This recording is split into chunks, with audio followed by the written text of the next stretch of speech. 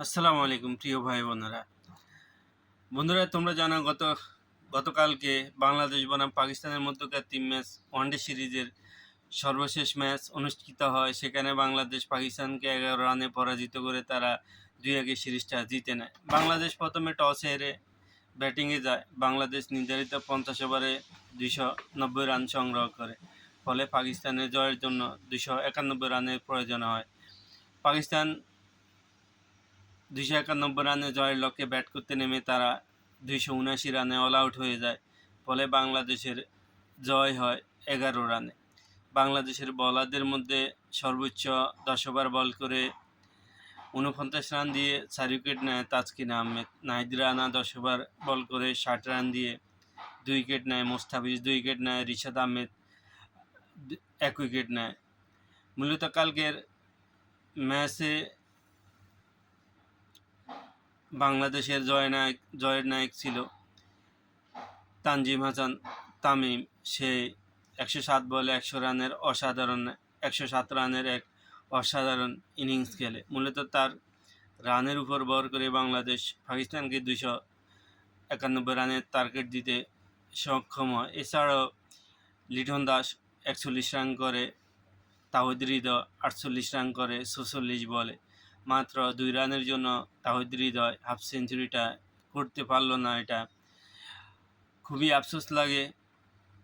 গতকালকে আমাদের সেরা দুই বলার মুস্তাফিজ এবং রিশাদ হোসেন দুজনে খুব বাজে বোলিং করছে। রিশাদ তো 7 ওভার বল করে মাত্র 1 উইকেট পেয়েছে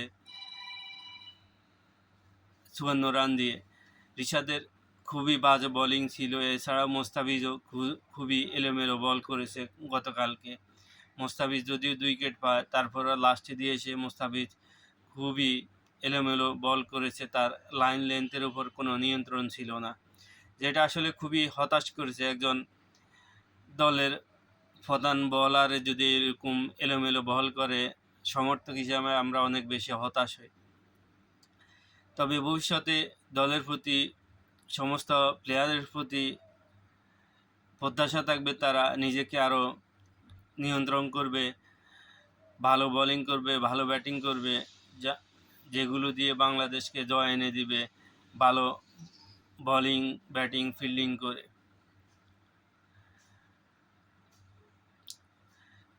একজন দর্শক সমর্থক হিসাবে আমাদের দলের কাছে এটাই প্রত্যাশা করি, সামনে যতগুলো সিরিজ আসবে সবগুলো সিরিজে বাংলাদেশের প্লেয়াররা হৃদয় উজাড় করে দিয়ে খেলবে। আমরা সমর্থকরা এটাই প্রত্যাশা করি। তাদের প্রত্যেকটা জয়ে আমরা আনন্দিত হই, তাদের প্রত্যেকটা পরাজয় আমাদের অনেক বেশি কষ্ট দেয়। অনেক বেশি খুশির জায়গা হলে আমাদের এই ক্রিকেট। আমাদের দল যদি ভালো করে আমরা সমর্থকরা আনন্দে দিশেহারা হয়ে যায়। দল যদি হেরে যায় আমাদের কাছে অনেক বেশি আপসেট লাগে। আশা করি ভবিষ্যতে দল আরও অনেক ভালো করবে। আমরা সমর্থকরা যেটা প্রত্যাশা করি, দল আমাদেরকে একটা বিশ্বকাপ এনে দিবে। আমাদের দল সেই লক্ষ্যে খেলবে, এটাই প্রত্যাশা করি।